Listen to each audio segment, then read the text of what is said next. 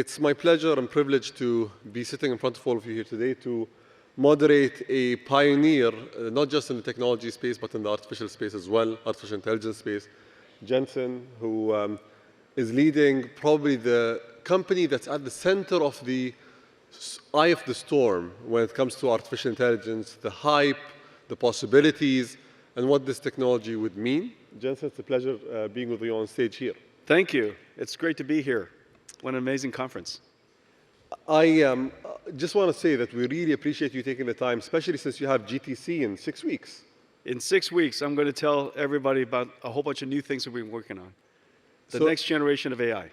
Every single year, they just push the envelope when it comes to artificial intelligence and GTC. So we're hoping to get a few snippets out of this. Okay. So I'd like to start with a question that was going on in my mind. How many GPUs can we buy for $7 trillion? Well, apparently all the GPUs. I think this is one thing I'm waiting to ask Sam about, because it's a really big number. Talk about ambition. We have a lot of ambition here in the UAE. We don't lack ambition. But is there a view that you can give the government leaders today with regards to compute capabilities, artificial intelligence? How can they plan well? Where do you think the deployment is going to make sense? And what advice do you have? Well, first of all, these are amazing times. These are amazing times because we're at the beginning of a new industrial revolution. Production of energy through steam, production of electricity, IT and information revolution with PC and internet, and then now artificial intelligence. We are experiencing two simultaneous transitions, and this has never happened before. The first transition is the end of general purpose computing and the beginning of accelerated computing. It's like specialized computing. Using CPUs for computation as the foundation of everything we do is no longer possible. And the reason for that is because it's been 60 years. We invented central processing units in 1964, the announcement of the IBM System 360. We've been riding that wave for literally 60 years now. And this is now the beginning of accelerated computing. If you want sustainable computing, energy-efficient computing, high-performance computing, cost-effective computing, you can no longer do it with general-purpose computing. You need specialized, domain-specific acceleration. And that's what's driving at the foundation our growth, accelerated computing. It's the most sustainable way of doing computing going forward. It's the most energy-efficient. It is so energy-efficient, it's so cost-effective, it's so performant that it enabled a new type of application called AI. The question is, what's the cart and the horse? You know, first is accelerated computing and enabled a new application. There's a whole bunch of applications that are accelerated today. And so now we're in the beginning of this new era. And what's going to happen is there's about $1 trillion worth of installed base of data centers around the world. And over the course of the next 4 or 5 years, we'll have $2 trillion worth of data centers that will be powering software around the world. And all of it's going to be accelerated. And this architecture for accelerated computing is ideal for this next generation of software called generative AI. And so that's really at the core of what is happening. While we're replacing the installed base of general purpose computing, remember that the performance of the architecture is going to be improving at the same time. So you can't assume just that you will buy more computers. You have to also assume that the computers are going to become faster. And therefore, the total amount that you need is not going to be as much. Otherwise, the mathematics, if you just assume that computers never get any faster, you might come to the conclusion we need 14 different planets and 3 different galaxies and 4 more suns and to fuel all this. But obviously, computer architecture continues to advance. In the last 10 years, one of the greatest contributions, and I really appreciate you mentioning that, the rate of innovation, one of the greatest contributions we made was advancing computing and advancing AI by 1 million times. in the last 10 years. And so whatever demand that you think is going to power the world, you have to consider the fact that it is also going to do it 1 million times larger, faster, more efficiently. Don't you think that creates a risk of having a world of haves and have-nots? Since we need to constantly invest to ensure that we have the cutting edge and to ensure that we are able to create the applications that are going to reshape the world and governments as we know them, do you think that there's going to be an issue of countries that can afford these GPUs and countries that can't? And if not, because it'd be surprising if you said the answer is no. If not, what are going to be the drivers of equity? Excellent question. First of all, when something improves by 1 million times and the cost or the space or the energy that it consumed did not grow up by 1 million times, in fact, you've democratized the technology. Researchers all over the world would tell you that NVIDIA single-handedly democratized high-performance computing.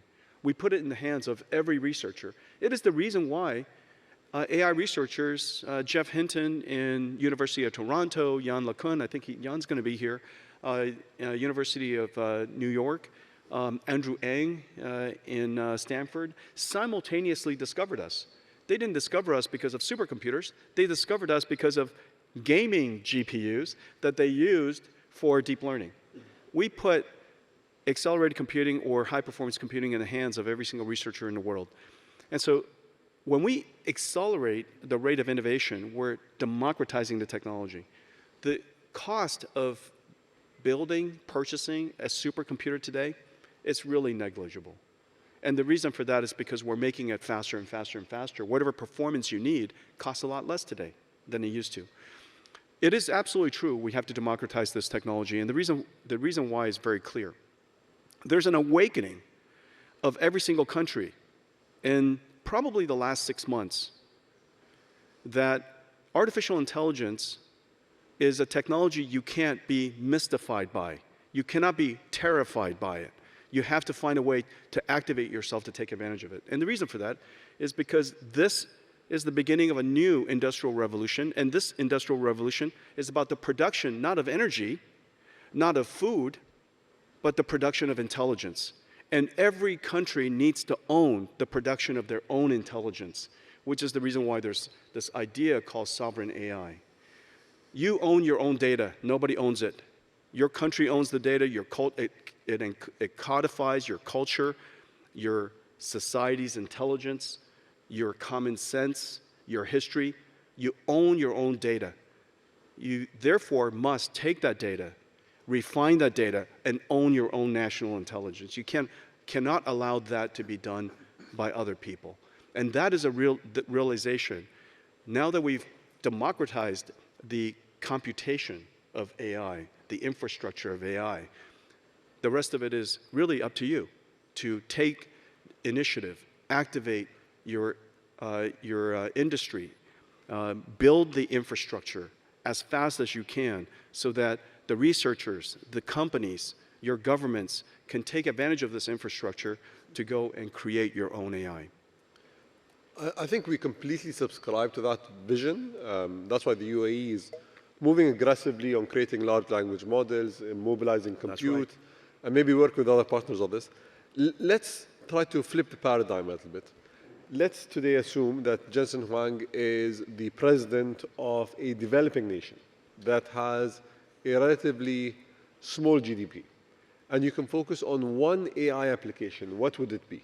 Let's call it a hypothetical nation and say that you have so many problems that you need to deal with. What is the first thing that you're going to approach if you're going to mobilize artificial intelligence in that scenario? The first thing you have to do is you have to build infrastructure. If you want to mobilize the production of food, you have to build farms. If you want to mobilize the production of energy, you have to build AC generators. If you want to operationalize if you want to digitalize your economy, you have to build the internet. If you want to automate the creation of artificial intelligence, you have to build the infrastructure. It is not that it's not that costly. It is also not that hard. Companies all around the world, of course, wants to mystify, terrify, glorify, all of those ideas. But the fact of the matter is, they're computers. You can buy them off the shelf. You can install it. Every country already has the expertise to do this, and you surely need to have the imperative to go activate that. The first thing that I would do, of course, is I would codify the language, the data of your culture into your own large language model. And you're doing that here. Core 42, Saudi Aramco,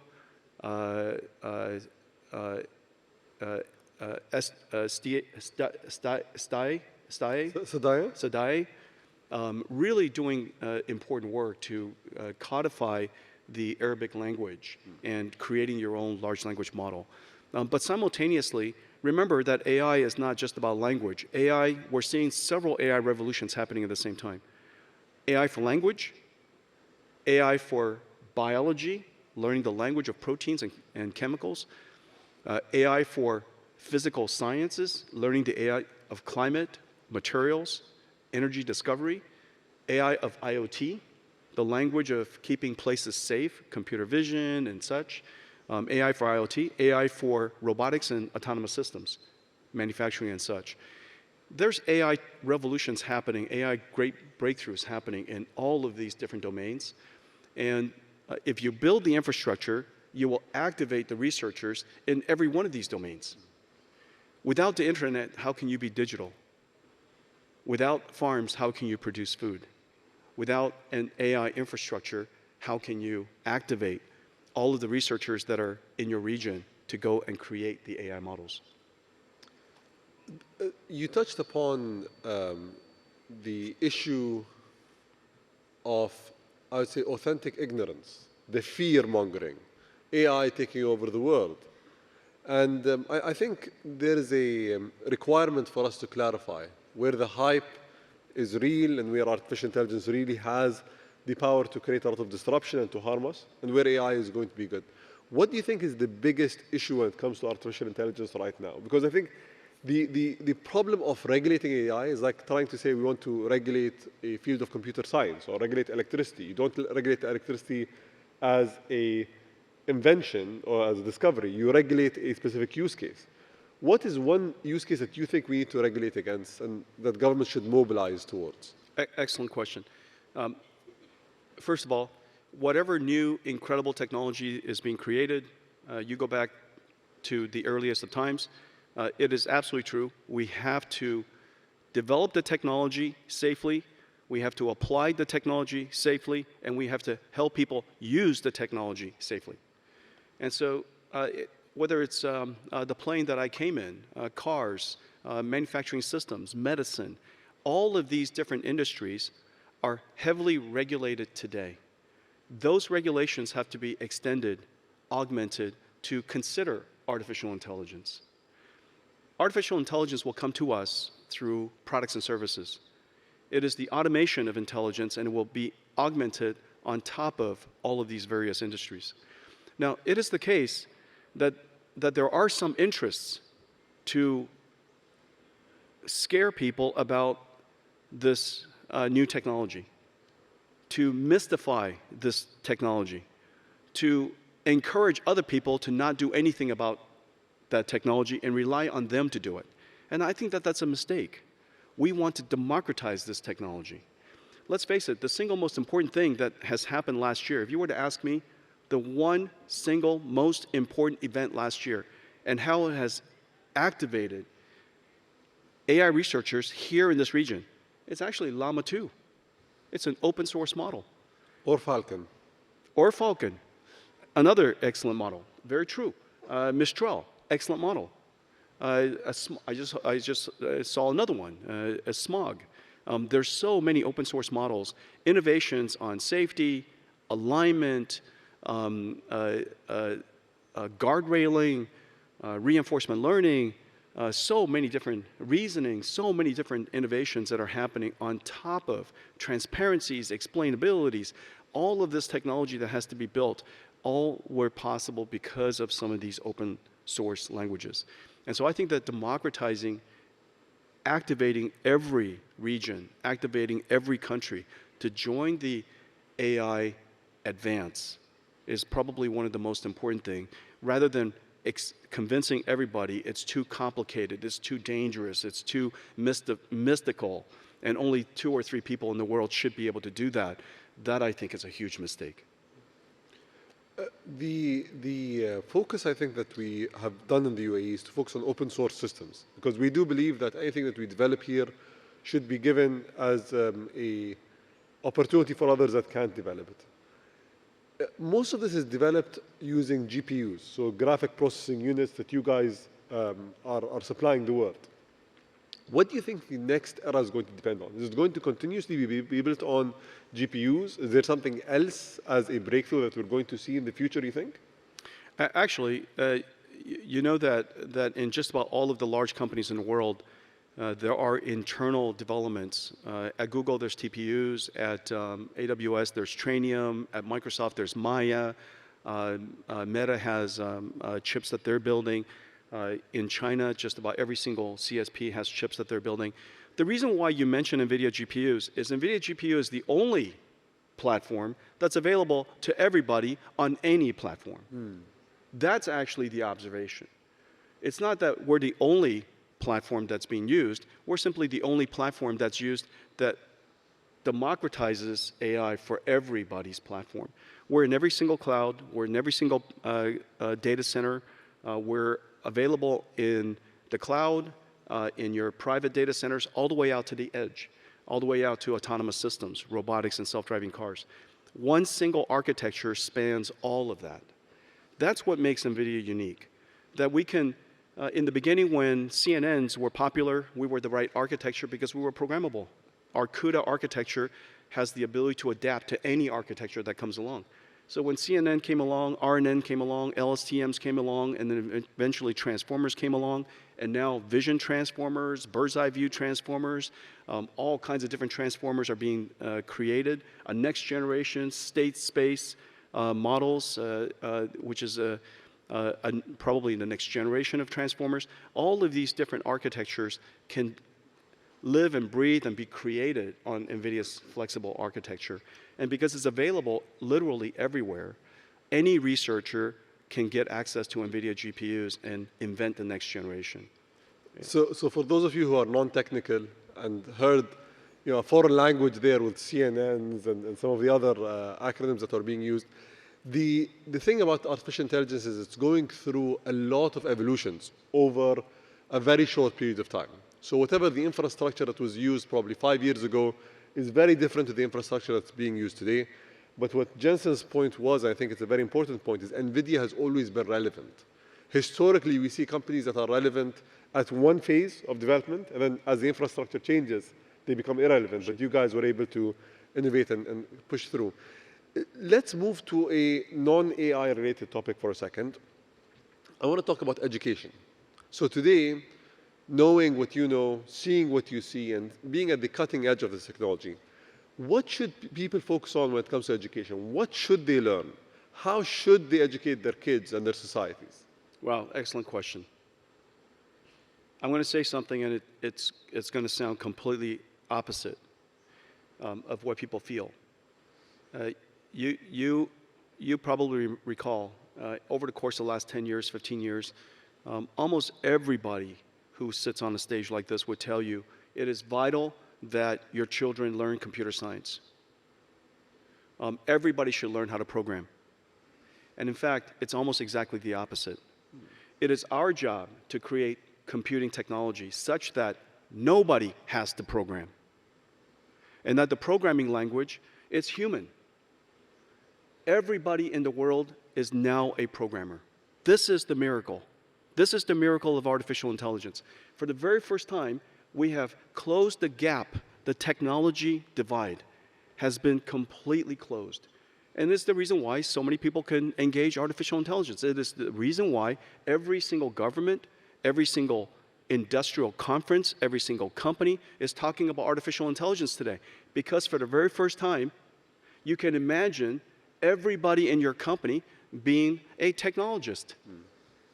And so this is a tremendous time for all of you to realize that the technology divide has been closed. Or another way to say it, the technology leadership of other countries has now been reset. The countries, the people that understand how to solve a domain problem in digital biology or in education of young people or in manufacturing or in farming, those people who understand domain expertise now can utilize technology that is readily available to you. You now have a computer that will do what you tell it to do, to help automate your work, to amplify your productivity, to make you more efficient. And so I think that this is just a tremendous time. The impact, of course, is great, and your imperative to activate and take advantage of the technology is absolutely immediate, and also to realize that to engage AI is a lot easier now than at any time in the history of computing. It is vital that we upskill everyone, and the upskilling process, I believe, will be delightful, surprising, to realize that this computer can perform all these things that you're instructing it to do and doing it so easily. So if I was going to choose a major in university as a degree that I'm going to pursue, what would you give me as advice for something to pursue? If I were starting all over again, I would realize one thing, that one of the most complex fields of science is the understanding of biology, human biology. Not only is it complicated because it's so diverse, so complicated, so hard to understand, living and breathing, it is also incredibly impactful. Complicated technology, complicated science, incredibly impactful. For the very first time, and remember, we call this field life sciences. And we call drug discovery, discovery, as if you wander around the universe and all of a sudden, hey, look what I discovered. Nobody in computer science, nobody in computers, and nobody in the traditional industries that are very large today, nobody says car discovery. We don't say computer discovery. We don't say software discovery. We don't go home and say, hey, honey, look what I found today. This piece of software. We call it engineering. And every single year, our science, our computer science, our software becomes better and better than the year before. Every single year, our chips get better. Every single year, our infrastructure gets better. However, life sciences is sporadic. If I were to do it over again right now, I would realize that the technology to turn life engineering, life science to life engineering is upon us. And that digital biology will be a field of engineering, not a field of science. It will continue to have science, of course, but not a field just of science in the future. And so I hope that this is going to start a whole generation of people who enjoy working with proteins and chemicals and enzymes and materials, and they're engineering these amazing things that are more energy efficient, that are lighter weight, that are stronger, that are more sustainable. All of these inventions in the future are going to be part of engineering, not scientific discovery. So I think we can end with a very positive note. Hopefully we're going to enter an era of discovery, an era of proliferating a lot of the things that unfortunately today are challenges to us, whether it's disease, whether it's limitations in resources. Thank you so much, Jensen, for taking the time and being with us. And I know that we could have continued for another hour, but thank you for taking the stage, and thank you for your insights. Thank you. Thank you, everyone. Stay with the Times of India for news breaks, analysis, interviews, and events. We bring you stories from your neighborhood and from across the globe as well. Subscribe to our YouTube channel. Hit the like button and press the bell icon so you don't miss any of our videos.